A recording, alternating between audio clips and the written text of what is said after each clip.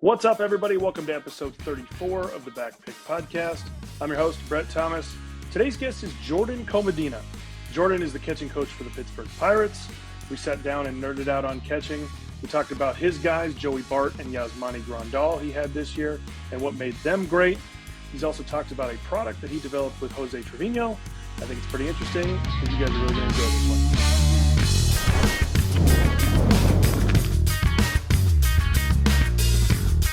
The Back Pick Podcast and the Catching Academy are happy to be partnered with All Star Sports, who we think does the best job of taking care of catchers.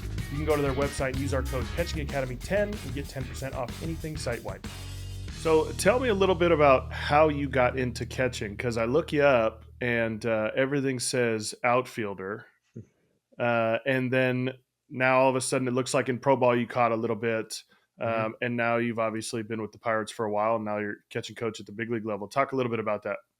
Yeah, so I mean, I caught my whole life, caught as a kid all the way through high school, went to Purdue to play college ball as a catcher, and got to Purdue, and because of my bat, ended up out of necessity to just kind of get on the field and want to play earlier, was moved to the outfield and ended up, kind of sticking, hit leadoff, and primarily played left field in college at Purdue. And in summer ball, I played in college in the Northwoods League in Madison for 3 summers and caught a little up there, but also just was like a utility guy. Played every day, hit leadoff, played first, played all 3 outfield spots, played every position except short and pitch during college. And then so when I signed with Houston as a free agent, going back to the thought of I want to stick around and I want to try to get on the field here.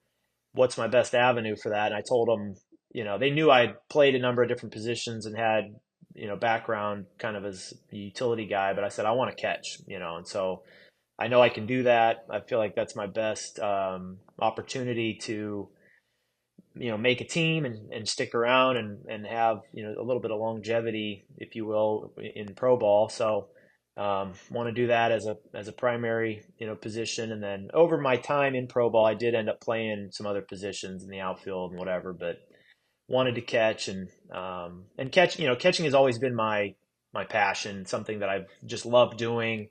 I've loved it all the way, back to when I started as a, grade school kid. I've always loved watching catchers, watching baseball on TV, the catchers on TV, every pitch, so you can watch them and study them and mimic their mannerisms and how they're doing things. And I distinctly remember doing that as a kid, watching. Who was it?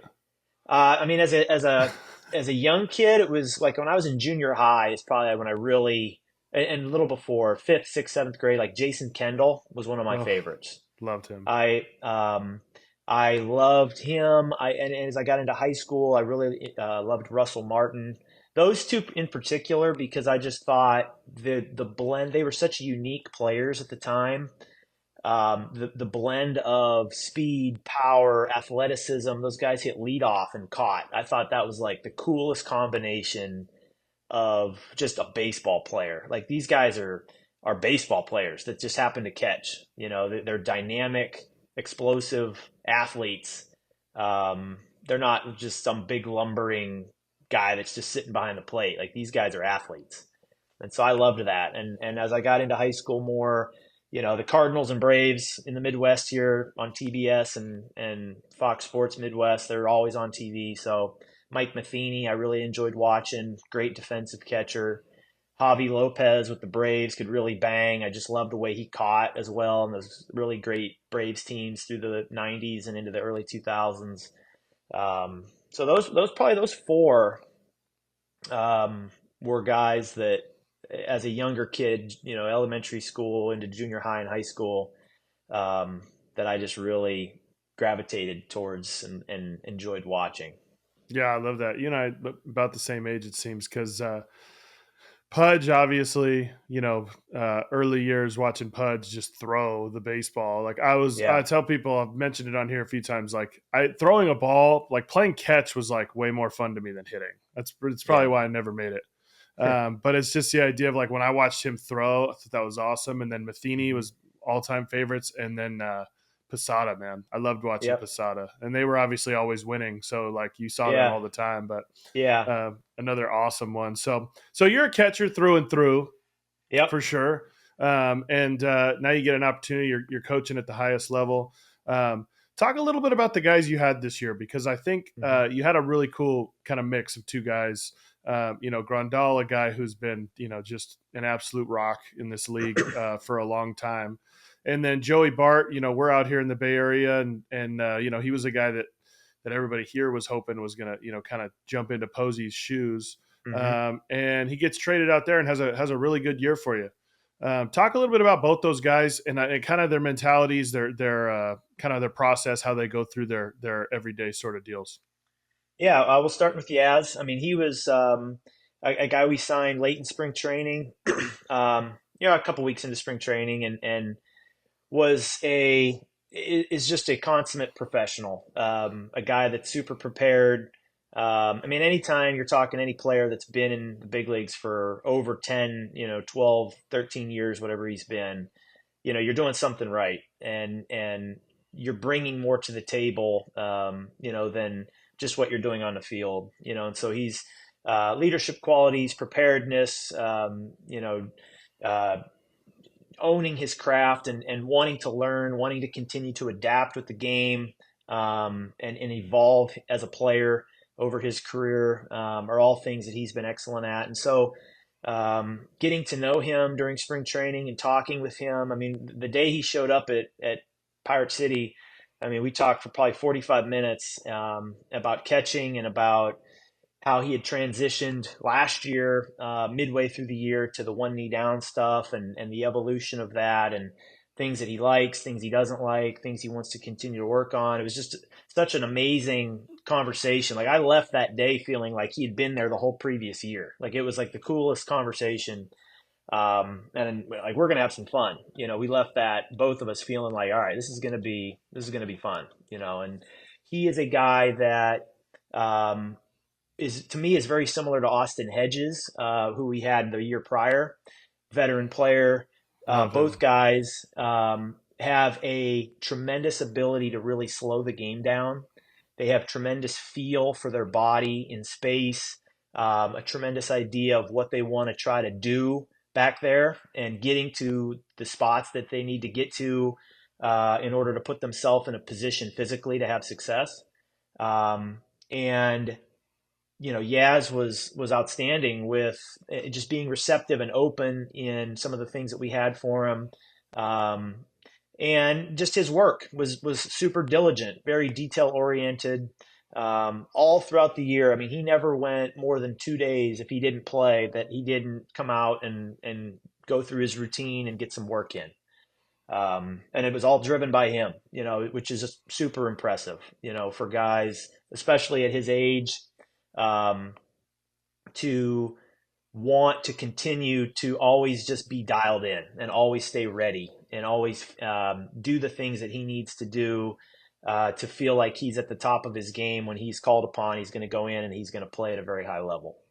And so he was great. I really enjoyed having him around this year, learned a lot from him. Like I said, super detail oriented, super prepared, and just a wealth of knowledge of past experiences to pull from, right? I mean, being around the league and seeing the amount of innings and pitches that he's seen come his way over the course of his career, just so much knowledge and things to pull from in game situations where he can, kind of go off script with the game planning to get back onto script and do things to set other hitters up, and just the cat and mouse chess game that he's able to play back there, with how he works is great.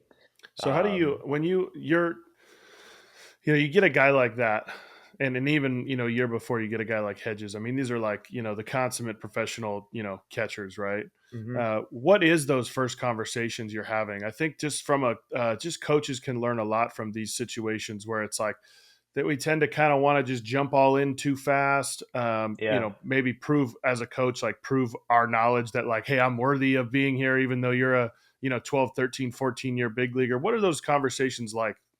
Yeah, and oftentimes with those veteran guys, I mean, there's kind of a period, initially where you certainly respect the things that they've done in their careers, the success they've had, the time that they've put into the game.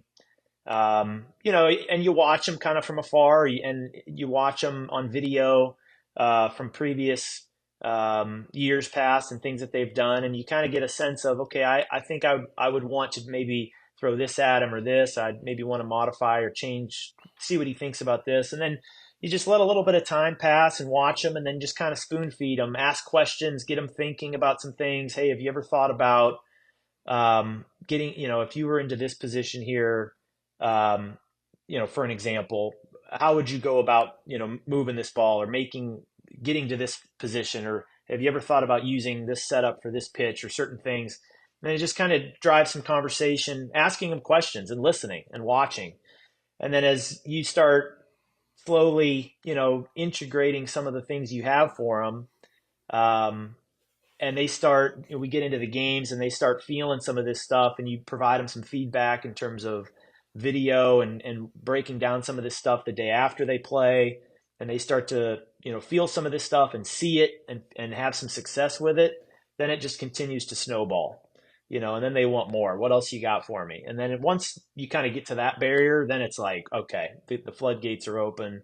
Let's get after it. We want to do this. We want to do this. What do you got here? And it just becomes a constant dialogue back and forth where you're always just trying to find ways to continue to get better and to meet the demands of the game. I mean, that's really something that I am, really adamant about with these guys from day one of spring training. Like, look, we're going to try to implement the things that we want to do, and we are going to use the feedback that the game provides us, which is the best feedback that you're going to get. The game is going to tell you what you need to work on, and so we're going to use the feedback from the game to help drive the work that we do. And so spring training is such a great environment for that, where you've got, 6, 7, 8 catchers, and there's games being played, and there's every day there's feedback for multiple guys that were in the previous day's game. And we're going to continue to just give them a buffet style of all these different drills and concepts and work packages and things that we can work on to meet the different things that are showing up in the games.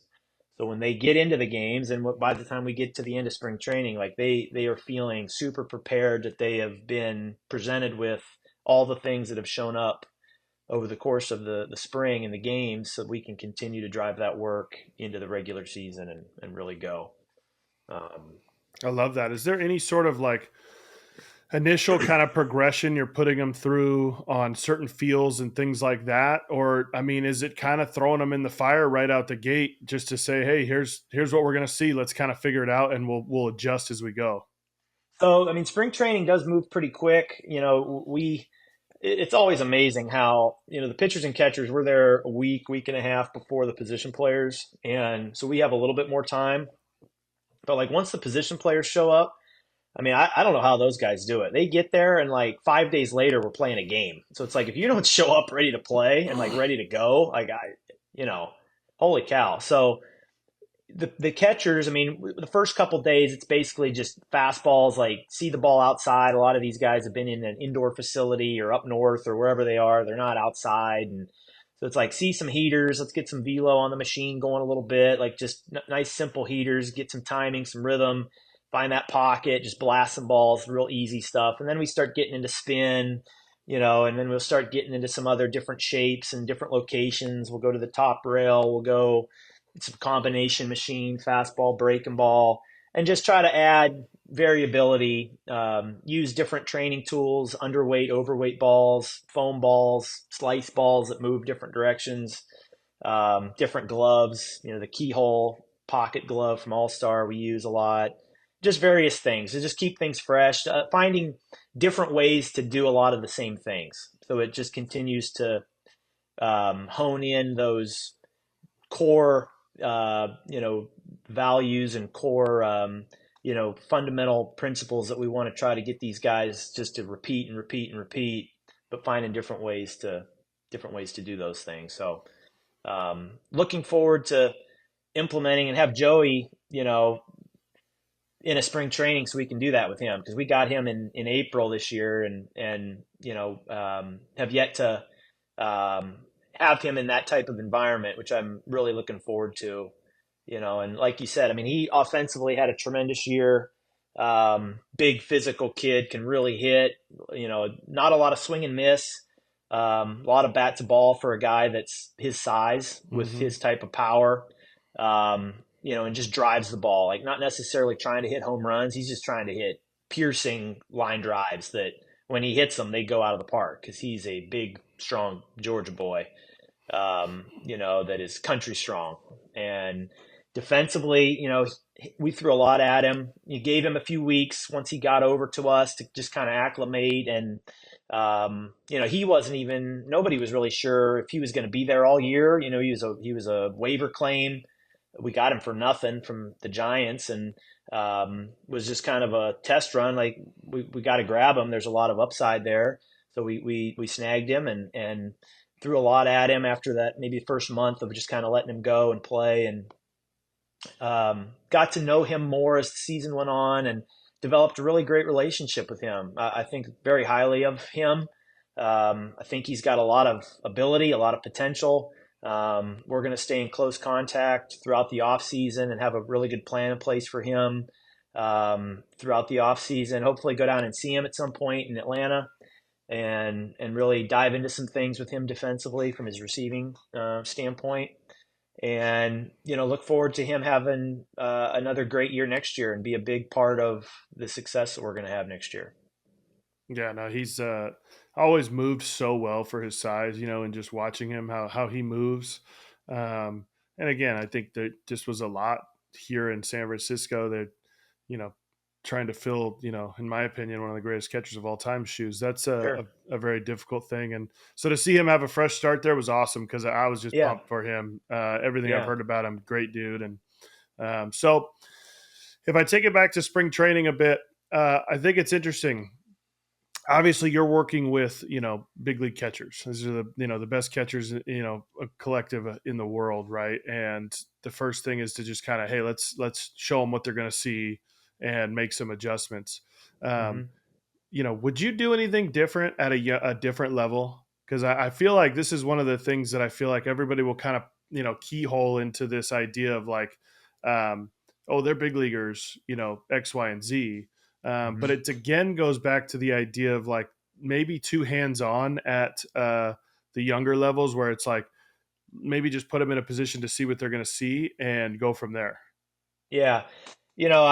I think a lot of times during spring training, we are playing through and working through different setups, different stances, figuring out what stance or what setup is putting um, our body in the best position physically to have success receiving. Where are we most comfortable?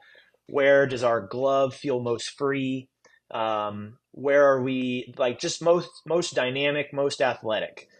Some guys are just, and this is just like the way your body moves and how it's able to put itself in different positions. Some guys are very comfortable and work better with their left knee down. Some guys work better with their right knee down, and some guys can do both. Can go left knee, can go right knee. Do you go right knee down with the left leg kicked out? That's an option. And so, like, all these things are things that as we're kind of working through stuff, we're having conversations, we're watching these guys, and I think this would all pertain to any level, any age. I mean, a catcher has to be, if receiving is the number one priority, which it is, without question, what we are putting our body in the most optimal position to receive the baseball. So we have to identify first and foremost what stance is that going to look like? What is that going to look like? Is it right knee? Is it left knee? Is it right leg down, left leg kicked out? Like whatever it is. Okay, we identify that. Now from there, we can start getting into the weeds a little bit on, how do we get to that position after we give the sign, creating some rhythm and some tempo, loading our glove, like creating body angles. And so like, but it all stems from what stance are we going to use? And I think, and being comfortable in that stance and not having it be forced and be awkward and like we're fighting against ourselves. We have to be comfortable and feel athletic and free to let our hands work to go catch the ball. And so we do a lot of that, and there's some manipulation with that, during spring training, and even this year, like With Joey, for example, I mean, we were working through some different setup stuff. To me, his best stance is his right knee down inside his left leg. So right knee down, left leg's in. He's a big guy, so he can have coverage at the bottom of the zone in that stance. And then he's also tall enough where if he's just in that stance naturally, if he just raises his glove up, his eyes are almost to the top rail. So it's Mm-hmm. just go up the top rail, you just adjust and go catch the ball, and it should be easy for you at the top. We worked through some things where when he would get kicked out, he'd get way too low, he'd get locked up. He's super mobile, like hyper mobile, can like do the splits back there. And when he gets so low, it's great at the bottom if the pitch gets there, but anything that misses back to the top of the zone, it's like over his head, and the umpire's using his head as a reference for where the top of the zone is. And so something that might be a full ball in the zone is over the top of his head, and you're not going to get that call because you're physically just in an awkward position.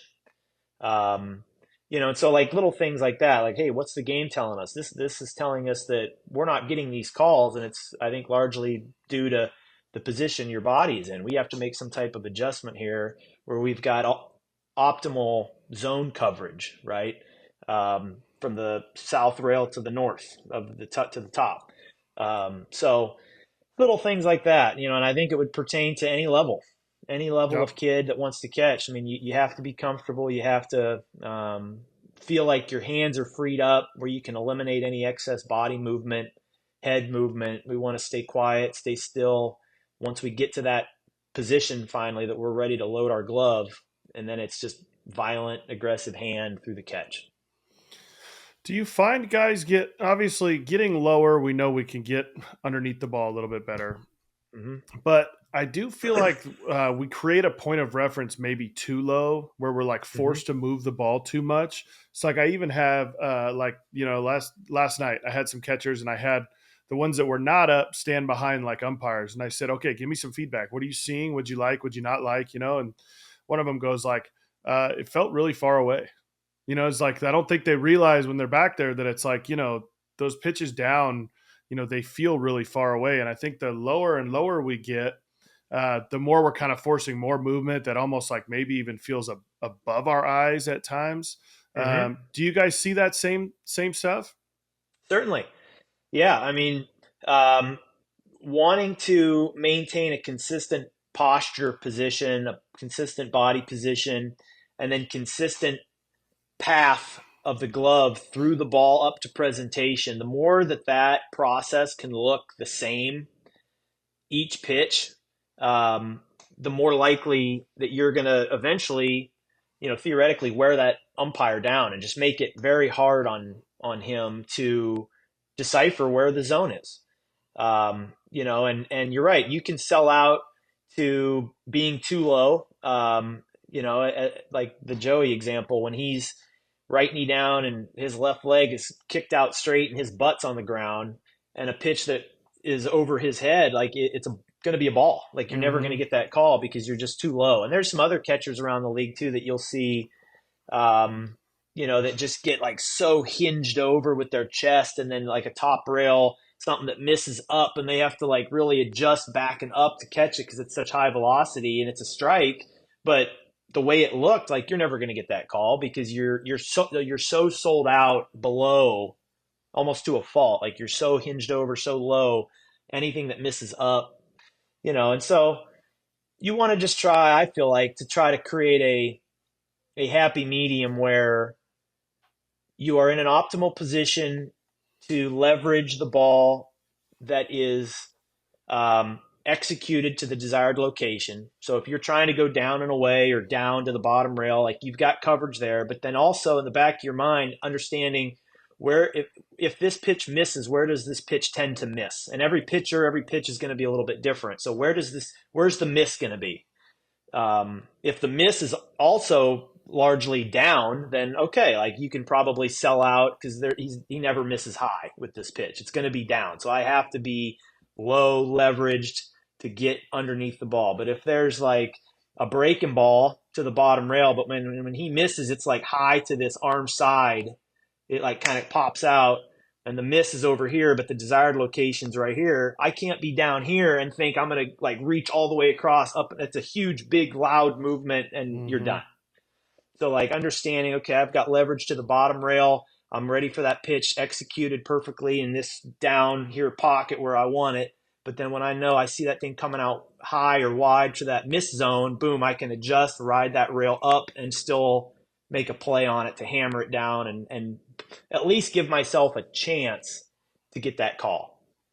For And sure. so getting these guys and that's stuff that happens like that's what spring training is so useful for these guys, learning their staff, learning the guys that they're going to be catching and understanding, okay, these are the shapes that these guys work with, and then learning where the misses are going to be because that's certainly part of it. By no means do the pitchers execute all the time by not even close. So there's opportunities where the catchers have to be able to make things happen on their end when pitches aren't exactly perfectly executed, but they're good enough where we can still make a quality move on it and hopefully get a strike called. Yeah, and I think I love the best thing that's happened to me for our youth catchers watching big league baseball is that, with the umpires getting graded, the strike zone has shrunk, in the recent years, and pitchers are trying to get outs more in the zone. And so I love that. Mm-hmm. Reality is like we're really emphasizing keep strikes, where like we used to kind of say that 10, 15 years ago, but the reality was like there was a ton of manipulation that could happen on balls that were off the plate, and we're still doing that to a degree. But I do love that with stuff being better, that there is more of a focus on the idea of like, hey, we got to get the shit that's in the zone like first and foremost. So Yeah. in that conversation, where do you want guys setting up? I mean, obviously, like, are we going too far off? Are we trying to stay on the plate? What do you got on that? So we had a number of different. It was kind of based on that day's starting pitcher, or really that whoever the pitcher is on the mound. So like with our staff, guys like Jared Jones, Luis Ortiz, um, they liked the catcher being a little bit more on the plate, especially earlier in the count. Um, Jones, especially, is a very north-south attack. It's a upper 90s, 100 mile an hour verti heater that he's just trying to run through the top of the zone, and then the breaking ball's got a lot of depth. The hard sliders, like everything's working through home plate. The changeup. So he wants like a super north-south attack, stay on the plate. And then as the count stretches, I mean, I would always encourage these guys and remind them as the count stretches, you get to 0-2, 1-2, and you're calling something like get to an edge, set your angle. You can give them a little bit. There's some chase zones in there, opportunities to move a little bit, but early in the count, they're staying on the plate. And then we had guys like Marco Gonzalez and Martin Perez and some of these other more like pitchability guys that don't have 100 in the tank, that like from pitch one were edged out. And it's strike to ball, ball to strike. They're creating X's on both sides of the plates, changing speeds, and just really trying to pitch from pitch one. They're not out stuffing anybody. They're pitching and nibbling and trying to expand the zone in that way. So it was all just kind of different. Chapman, we're staying on the plate. He's throwing 104, just coming right at you. I mean, Skeens was a little bit of a mix, maybe 0-0. You're kind of just letting him drive strike one through the zone, and then after that, you're kind of moving with him, getting to edges. He's tremendous with his ability to shape stuff and locate stuff. So it was really just kind of a dependent on who was pitching, who's on the mound. Some of the younger relievers, our pitching coach, wanted the catchers more on the plate, just giving them a visual to just try to continue to drive the ball through the zone. Early in the count, get strike one on the plate and then have the freedom later in the count to move and expand the zone laterally. And I love that answer. I mean, essentially just because, like, again, there's no absolutes in this game. And I think sometimes we get caught in, I do this a certain way, I do that a certain way. But obviously we have to cater to that guy on the bump. And I think it lends to like understanding and training too, that like I've got to work on, my receiving from different points in my setup on, I'm gonna have to work a little harder to get that ball in the black because that guy wants me more middle. So in that argument, talk to me a little bit about misfires and how you're kind of training that aspect of, again, they're in the zone, but they miss the location, and we obviously still got to get that pitch. Yeah, so misfires are tough, and as you continue to get older and the pitchers are throwing it at higher and higher velocities, misfire stuff becomes increasingly more challenging. Um, so for me, the biggest uh, where that all starts in dealing with it to me is just being on time. Getting into your stance, get to your spot. Whether wherever you're moving, wherever the desired location is that we're trying to go to, get to that spot, get your glove loaded, and see the ball. That's your launch position. It would be the equivalent of a hitter, getting back and they're, the hands are back, the foot's up in the air, and we're seeing the ball, see where it's at. That's your launch position. Catching, same thing. Gloves down, anchored in the ground, chest is pressed forward. We're seeing the ball. And there should be a couple cues if you're watching on video where that glove is anchored in the ground and the ball is in flight and your glove is down. And I'm seeing the ball. I'm processing, okay, where's this thing coming out? Where's it going? And then from there, trying to do our best to really just put the brakes on the ball. At misfire stuff, you're not thinking about moving it or manipulating it. It's just about catch it and stop it. Anything that reaches outside your body line laterally is just really just a catch and stop. Misfires that work vertically through your body line, unless you're going, if you're targeting up and he pulls it down, that's just kind of a self defense. Just like do your best, Yeah. catch it, stop it, right?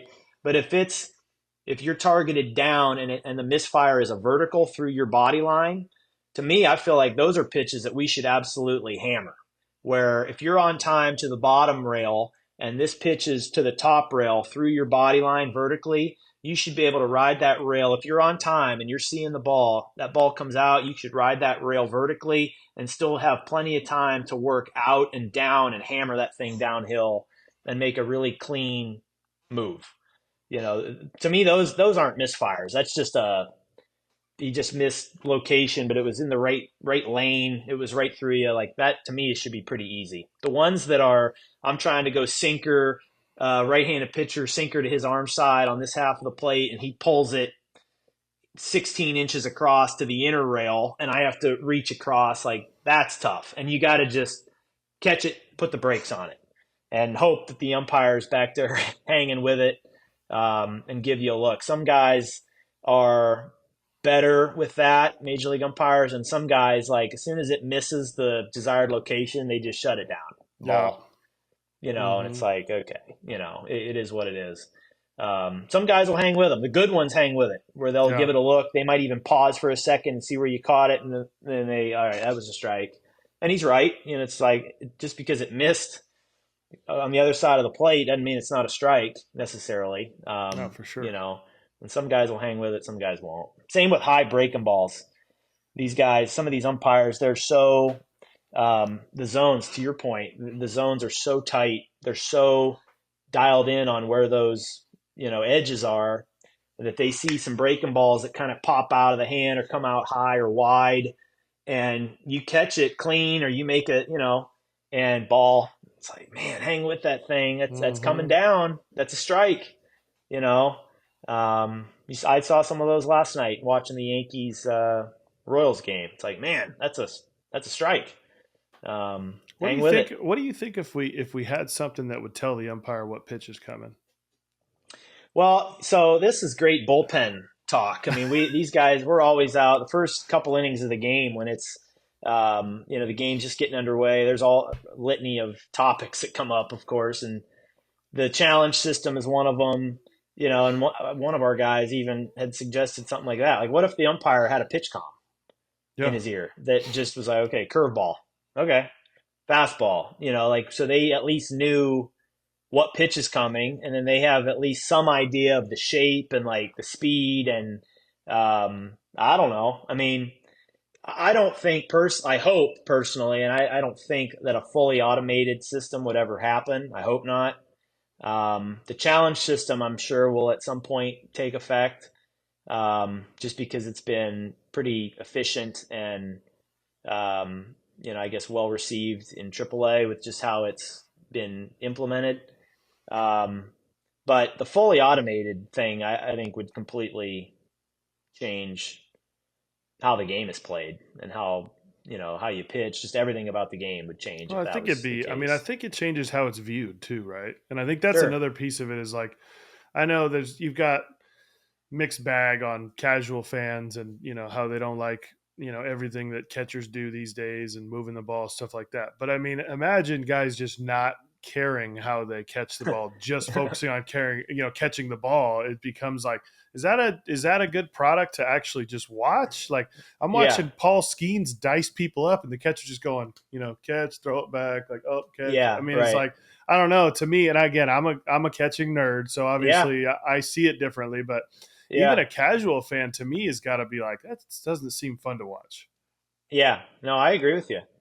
I don't think. I think the challenge system would continue to um, lend a lot of value to a catcher that can really move the ball and catch. Mm-hmm. Because they know where the zone is, and they know that if they're able to consistently, like, you only get so many challenges, so it really puts the onus on the hitter to know where the zone is, and they know. I think the only thing it would really eliminate is like those egregious, you know, misses in both directions, like strikes that are more than full balls in the zone would be eliminated, and pitches that are like 1% strike percentages that are like not even close. That unfortunately, usually the catcher makes a great move on and like has really earned that call. Rarely do you see just a pitch that's not close to the zone caught poorly and it's still called a strike. Like, that never happens. So usually the ones that are um, the super low percentages are usually really great efforts by the catcher to create that opportunity for the team, but those would probably go away. So everything, but all the pitches on the periphery, one ball off here, there, like, there's still a lot of value in all of those as well. And I think again, I do believe that as much as we're trying to get as much as we can, the real value is in guys that just make strikes look like strikes. And I mean, Yeah. there's just so much good stuff being thrown now that that's not easy to do. It's not like just an easy task. Like, oh, just keeping the balls that are touching that K zone, a strike. Like, man, Right. so those guys are still going to have a ton of value because then Sure. keep the pace of play and everything. I want to quickly Yep. go back to the misfires thing because I got a question. This is Hmm. something I see a lot of. I don't know if you see it at your level when we're at the bottom, and we're kind of always, if we haven't called for a pitch up, we're essentially kind of always looking for this thing to be down. Hmm. And when you get the pitch that misfires up, like you said, kind of in that same lane, uh, I tend to see kids almost like a hitter, like seeing a cookie and then like getting way too excited and like not sticking with their like rhythm and timing of the swing. The same thing where like if this is their normal move of just like, hey, I work out to this position, they have plenty of time to still work out and catch that thing out in front of their face, but they kind of will just immediately see it, middle right away and then make this like quick move up. Do you see that? Hmm. Um, I know what you mean. I think everybody's going to be a little bit different. Um, you know, my thought on those pitches that are targeted down that miss up, like, and this is like a saying that I kind of came up with, and I think it pertains on the extension side, so the catcher's arm side and the catcher's on the top rail. Like, you're moving the ball before you catch it. And so, like, on the pitch that's on the extension side or the pitch that's up, you're catching that ball away or up on your way out to presentation. So you're like, that ball's up, and you don't have to modify your body at all. You know that you have enough length in your hand and arm, given where your chest is in space, to get that pitch at the top. Now, if it's way up, you obviously have to go and manipulate your body to get to the ball.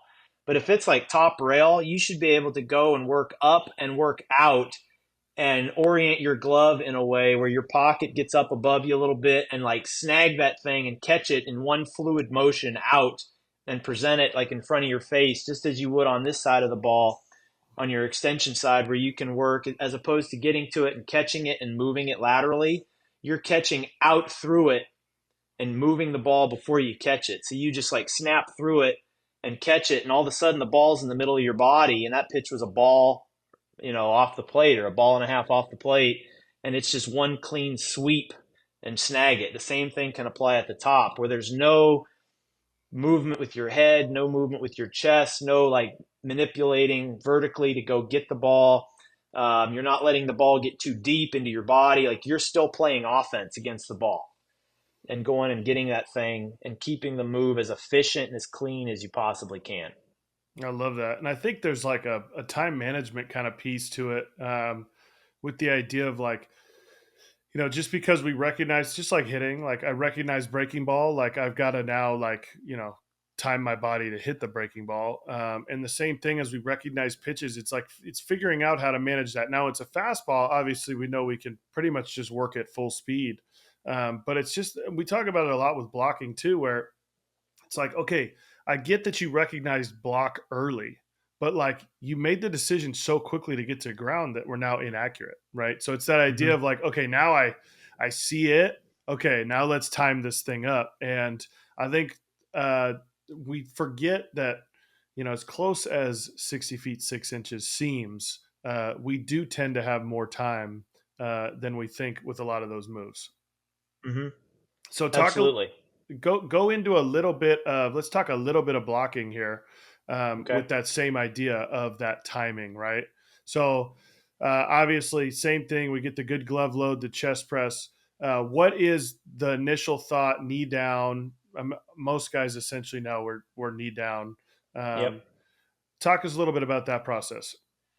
Yeah, I mean, so to be honest, we don't talk a ton on blocking. It's probably the third in terms of level of importance: receiving, throwing, and blocking being third. Um, to me, the block is an extension of the catch. And the block is going to happen because we're on time and in a good position to receive.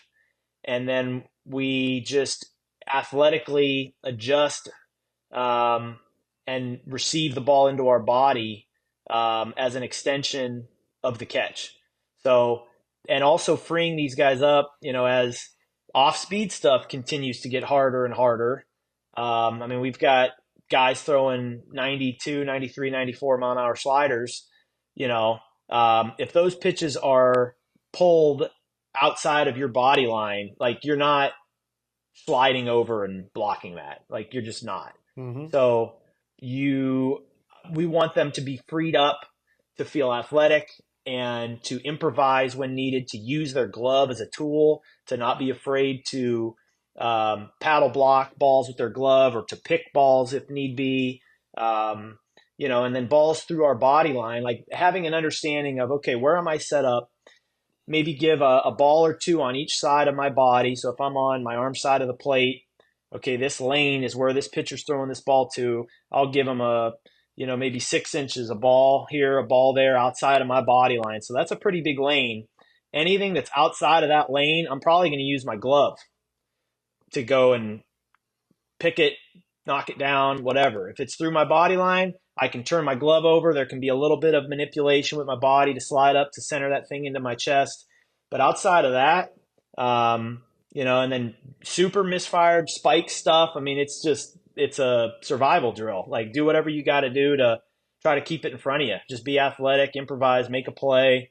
It doesn't necessarily have to be pretty, but keep the ball in front of you. And so we don't, to be honest, put a ton of thought or time. I mean, we certainly work on it, but it's largely stems from being in an optimal position to receive first and foremost, and being I, on time. You know. I love how you said that in terms of receiving the ball off your chest.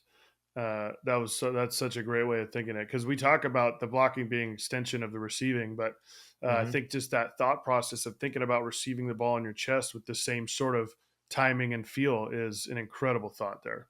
Yeah.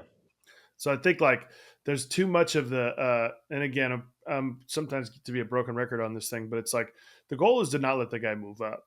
And I think Right. that like that's where, and you at your highest level, we know that when you get to youth level and there's certain coaches that are trying to tell guys this is the stance you should be, this you should be blocking, this you should be blocking that, it's like we should really just be looking at what you said. What's the game telling us? Are guys moving up a lot or are they not? Because if we're picking Yeah. balls and the guys aren't moving up, and if we're paddling balls the guys aren't moving up, then we're really kind of just creating a problem that's not really there.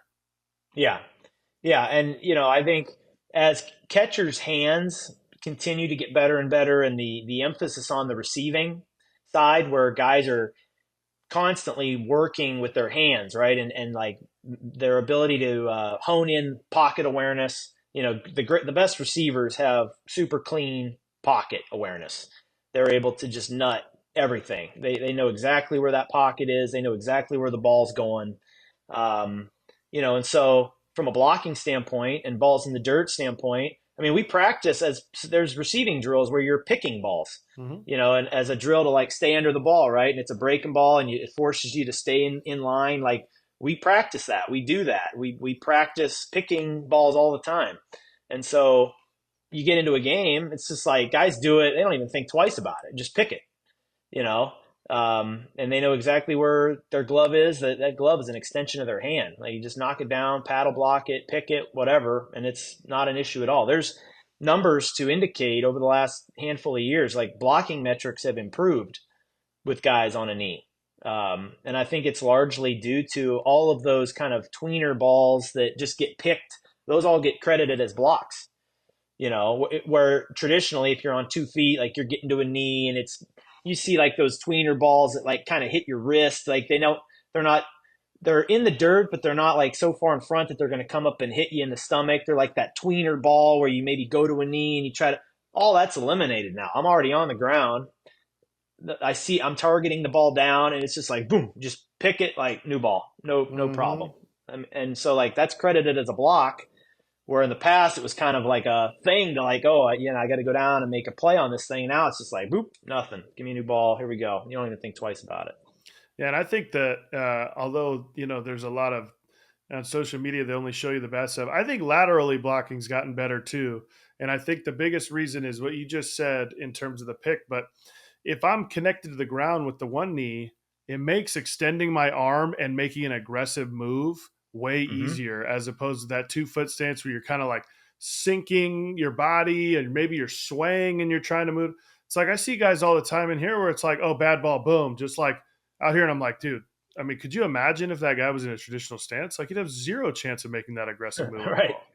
I mean, it's Yeah. it's actually, I mean, and again, I'm a catching nerd, so I'm not the traditionalist. It's like it's so fucking fun to watch these guys catch right now. I mean, it really Hmm. really is. Like we're looking at like the peak of this position in terms of athleticism and skill. Yeah. It is just super fun right now. Yeah. Agreed. The catching position is, um, yeah, to your point. I mean, as athletic and as dynamic as it's ever been, there's catchers all around the league that are really fun to watch, that do a lot of things really well. Hand speed. I mean, I love watching guys catch. I'm right there with you. Guys that can really move the ball fast with a clean pocket, that just are efficient with how they move and how they work. Like it is truly um, fun to watch, And so, I mean, I get to watch that on a daily basis, and I watch a lot of video, keep tabs on a number of guys around the league, and just love on a daily basis in the morning when I'm having coffee or breakfast. I'll just kind of scroll through the league and look at box scores, look at different guys' game scores from the night before, and watch them and try to see how they're doing things. So maybe there's something I can pick up on that we can try to implement with our guys. And um, but I mean that's how you get better. You continue to learn, continue to watch. And it helps to just watch other guys too, because we're so locked in on the guys that we have in front of us that watching other guys around the league is also a great avenue to pick something up as well. Yeah, for sure. Just pushing the envelope a ton. Yeah. Um, One of the guys we love, been on the show, Jose Trevino, Oh uh, yeah. good buddy of yours. Yep. You know, he hinted us on this product you guys released. Talk a little bit about the catcher zone, kind hmm of the basis behind it, and how you think it'll help guys. Yeah, so this is a really a fun, cool little project that him and I teamed up to create with Field Sports Training, and it's a mat. It's color coded to kind of mimic a heat map, as you would see on like True Media if you're looking at a strike zone where catchers um, their catching metrics heat maps. So the blue on the outer edges of the plate and off the plate indicate zones that are less prominent strike percentages, and then working into the thirds, the outer thirds of both sides of the plate into that red zone that are higher percentage strikes. Some visual aids with some body angle prompts to kind of, as you're going to your glove side or arm side, creating proper body angle on both sides of the plate to help put your body physically in a great position where you can just create a strong vertical move that is out through the catch and up, where the angle that you're creating with your body helps take care of the horizontal movement of the ball, so the move can stay really short and tight and efficient, and not real big and loud. We want to just try to keep everything as strong and as vertical as we can, working out through the ball. And it comes with a QR code that has a link to some training videos that him and I have put together. So it's a cool product. I think it's something that can be used in a lot of different avenues. Catchers specifically to use in drill work, use it catching sides. I think it creates a cool visual for pitchers as well if you're using it in like a bullpen or flat ground setting where it works as a throwdown plate where you can kind of give yourself some reference to where those pitches are crossing the zone. Um, and just something that is a visual component to your work. Understanding where the zone is, understanding where pitches are crossing the plate, and putting, again, just continuing to hone in on putting your body in the best position possible with each pitch to have success, and to put yourself in the best position to get strikes called. Well, I'll tell you, we use it every day. We love it. I think it's, again, absolutely right in terms of visual. The other thing is that we're moving all the time. We got like a hmm machine over here, like, and honestly, like those big, heavy rubber plates, you're like Yeah. moving around. So to be able to just move around, the best is the little rings you guys put on it. And I don't know who came up with that idea, but just to have those little metal rings on there, where we literally just can like pull this thing and like slide it around. I know that sounds like a hmm really little thing, but it's like how many times I like go down and have to like peel this plate off the ground and like pick it. And it's like I just go in there. I said, okay, I want to work on the other side now. Without having to move the machine, I just pull that ring and slide it over. Uh, Yeah. Another just like really cool thing. It's stays. It's got the great material on the back. It stays where it is. Um, Yeah. but most No. importantly, the angles are massive, right? Yeah. Because to me, Yep. I think that's something that guys, they have a little harder time buying into. They're like, well, hang on, I'm facing this way, but the ball's coming that way, and it's like, here, look, like this is a visual. Here's, there's I hmm got a big league catching coach and a Gold Glove winner are telling us like this is a good angle to be at, and just for us as coaches gives us great reinforcement on our teaching. Yeah, and it's something that um, just helps provide some visual feedback, syncing up with what they're feeling as well. And so that's certainly all part of this process, and understanding body position and stance adjustment, feeling comfortable in those spots. Probably on your glove side, you're going to be able to create more angle than on your arm side. The arm side is a little bit more challenging and a Definitely. little bit less natural. And you're probably, to be honest, not going to create the same degree of angle on your arm side as you will on your glove side. It's almost impossible on your glove side to have too much angle. Mm-hmm. I mean, if you watch Jose catch, like he's almost sideways when he's on his glove side of the plate. And so, but on the arm side, if you can roll that you whichever knee you're on or however you're feeling, lining your hips up or your chest up, just turning in a little bit to help, funnel that ball back into the middle of the plate when you make your move. That angle is going to be a critical component of it. And understanding that with each pitch shape, your setup and angle might be a little different, um, especially on the arm side, and knowing where miss might be. There's always just some manipulation, some feel that goes into each pitch as a catcher, and working in an intentional way where you're dialed into all those little details with each rep that you do is so important.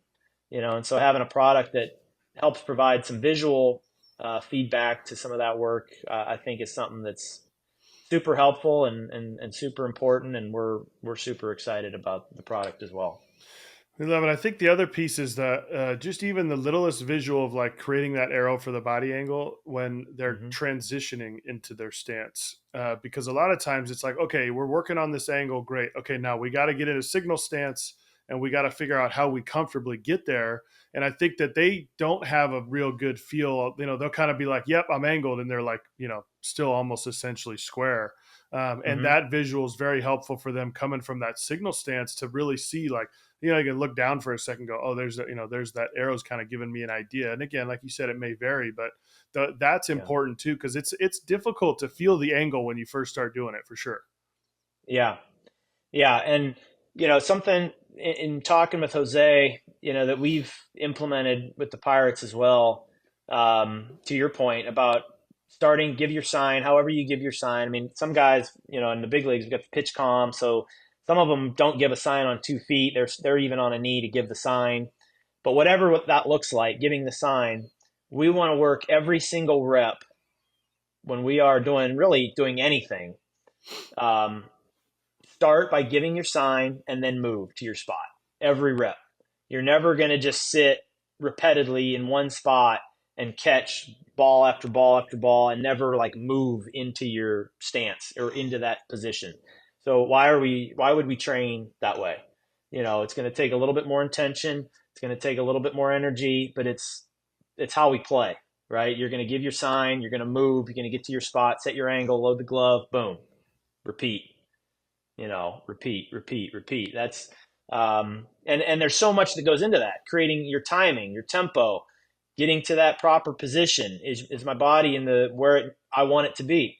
All of those things are being honed in with each rep as you're moving. You're missing out on all of those components if you're just sitting on the ground, just catching one ball after another. If you're sitting there breaking in a new glove, fine. Just rapid fire shoot them. I'm just beating up this glove. That's one thing. But if we're working, and we're looking to get something done, we're giving a sign, we're moving, we're creating some tempo, some rhythm, we're getting to those spots, and we're blasting the ball, and then we're going to repeat, repeat, repeat for as long as we're going to go. Yeah, we gotta have some awareness as to how long it takes us. Again, like some guys, it's like it's easy. For example, like going to my arm side left knee down is an easier move. I'll kind of just take one step and fall into it. But Hmm. now right knee down, it becomes a little more of a challenge. So we got to understand our awareness of how much time we need, because again, going back to earlier point, like we have to cater to that pitcher, and that guy, Right. he might want to set up at a certain point in time or a target at a certain point in time. And again, if we don't know how we get to those spots in any certain time, like we have zero awareness of that. Yeah, that's right. Yeah, and you know that goes into another point. I mean, when these guys are catching bullpens, you know, um, and I know it's something that comes up as in youth leagues as well, and it's we tell our guys in spring training in big league camp when it's side day. I mean, that's the pitcher's most important day of the week outside of his start day. So when they're on the mound, I don't care if it's the first one of the day that you're catching or the fifth one of the day that you're catching. You're giving that guy your best effort, and you're going to work at it behind the plate and treat it with the respect that he deserves, because this is his most. It's not his fault. He's the fifth side that you're catching today. Like, this is his first time on the mound. So give him everything you got. You're working at it. You're being intentional with how you're moving. You're catching the ball just like it's a game. You know, And, little kids, it's the same thing. You're at practice, there's 2 or 3 catchers, there's 9 guys that have to throw, off the mound that day or whatever. Okay, well, hey, you're a catcher, so this is part of it. You're going to work at it. It's not Johnny's fault that he's the 8th side of the day. Like, strap it on, get back there and work at it. Fucking fires me up. And that's how you build, rapport with these guys. Pitchers notice that stuff. And they understand the guys that are back there just checked out, going through the motions, whatever, and the guys that are engaged and working with them. It's like, hell yeah, give me that guy. I like that guy behind the plate, And he might not even be the best one, but he's back there working for you, and those guys see it, And so it's like, okay, and then that continues to grow and snowball, and that's how you build those relationships with those pitchers, and it's just that's so important, as especially for young at all levels, but especially young kids. I mean, that's like day one of catching stuff, man. You want to be a catcher, okay? Well, this is a very important part of the deal, and it takes no effort at all, or no skill. It takes intent. It takes some attitude, some willingness to pour into others, some leadership skills. Like, this isn't about you; it's about him, and work for him. So it's good stuff. And we always, hated pens. I mean, there's nobody that didn't, that just like loved catch them all the time. You had to kind of convince yourself of it. But it is the idea of like, man, like where else do you get game like reps? I mean, Yeah, at any that's right. position, at anything, right? Like we could say, Right. hey, infielders need a bunch of work. It's like, well, like, we'll bang fungos, like maybe even like, you have during BP, or we'll throw some guys some BP and we're trying to get some more game like, but like, dang, dude, all the time you're getting game like reps. I mean, it's so valuable, but Yeah, you do have that's to right. like mentally really like convince yourself of that value. Yep. It's hard 100%. sometimes. It's hard. I'll tell you, impressive, man. And talking to you today, I really appreciate you coming on, dude. It's been a lot of fun. Absolutely. If you've listened to the show before, our last segment, it's called Baseball Bites. It's presented by Black Bear Diner. And we talk about favorite places to eat. So give me one place, anywhere along your baseball journey. It could be hometown, Wow. maybe college, on the road, maybe now, there's a place when you're in a certain town. What's the first place pops into your mind, place to eat? Oh man. Well, I mean, I would if you're ever in Pittsburgh, you got to go, and this is not glamorous by any means, but you got to get a Permane sandwich, Permane Brothers sandwich, and an Iron City beer. If you're ever in Pittsburgh, that's Okay. like a prerequisite. That's about as Pittsburgh as you can possibly get. The sandwich has like a capicola sandwich that's stacked about this high, Love that. sauerkraut, tomatoes, French fries. It's all on the sandwich, and then get an Iron City beer, and that's like you won't need to eat the rest of the day after you eat that. But it's like the most Pittsburgh thing you could possibly do. I mean, that's one of them, man. I do love going out to eat. I mean, I think there's a place in Atlanta, Umi, a sushi spot that Okay. we've gone to the last couple of years. Maple and Ash in Chicago, steakhouse, excellent. We've gotten to know one of our assistant hitting coach and I have gotten to know the manager there. So like we go and he's got his number, text him, hey, we're coming in, and they have like a certain server that's just unbelievable that takes care of us in there. That's a cool Awesome. spot. I mean, what was the place in Arizona, in Scottsdale? Taco Madera in Scottsdale, really great spot. I mean, all over. I'm not. There's more I'm forgetting too, but I'm great. definitely a foodie that loves to go out to dinner in these spots. When my wife is with me on the road, her and we love to find cool, local restaurants with some good vibes, or a rooftop or something. I mean, that's certainly a perk of the travel and going to all these cool cities and getting to experience some of that stuff is certainly a good time. For sure. Food and baseball go together, man. Yeah, that's right. Definitely does. Well, thank you again, man. I truly appreciate you coming on. I think, kids, coaches, going to get a ton out of everything you talked about today. So thank you again. Absolutely. Thanks for having me on. All right, brother. If you enjoyed that, be sure to like and subscribe. We'll have a new episode for you every single Tuesday here on our YouTube channel and wherever you listen to podcasts.